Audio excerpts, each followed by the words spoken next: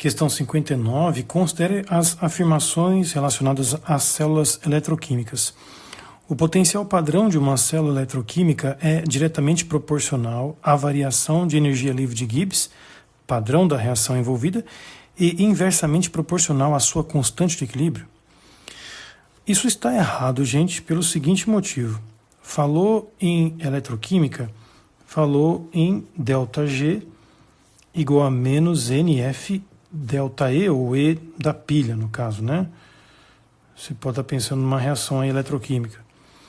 E o ΔG, ele é menos RT ln da constante de equilíbrio, que é uma história termodinâmica.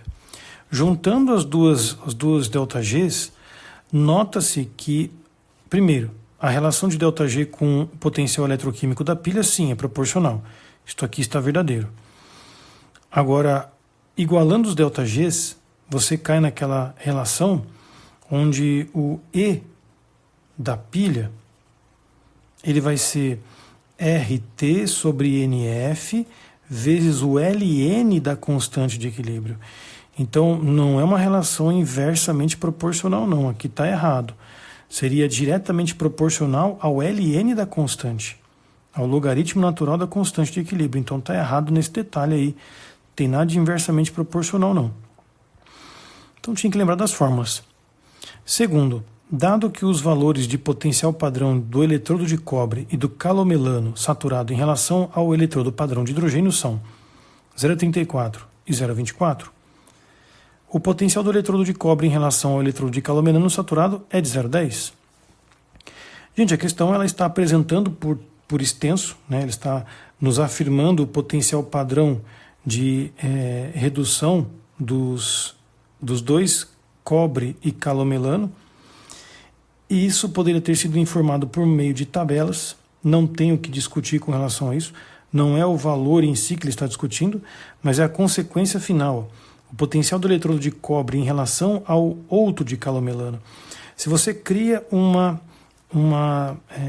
pilha envolvendo cobre com calomelano, eu vou usar os dois potenciais, fazendo com que o maior seja o cátodo e o menor seja o ânodo desta pilha, gerando então um ΔE igual a 0,34 menos 0,24, o que de fato dá 0,10 positivo se for uma pilha ou uma reação espontânea.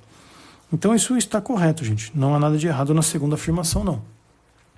Terceira, os potenciais padrão de eletrodo não são valores absolutos de semicélulas, mas sim diferenças de potencial entre semicélulas. Isso, se fosse mentira, está errada a segunda.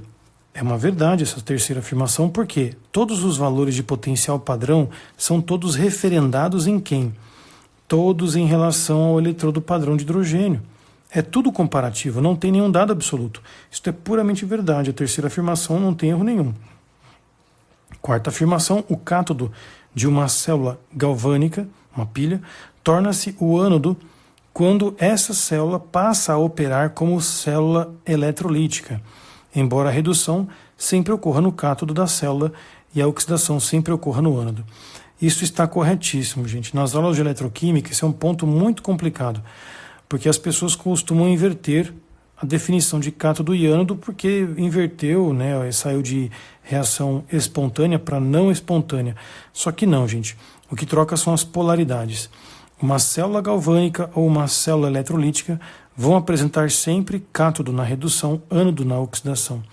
Isso não vai haver diferença nenhuma. Tudo bem que o que era ânodo, né?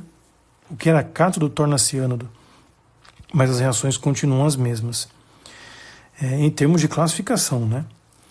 Bom, isso nos dá, de fato, a letra D como resposta.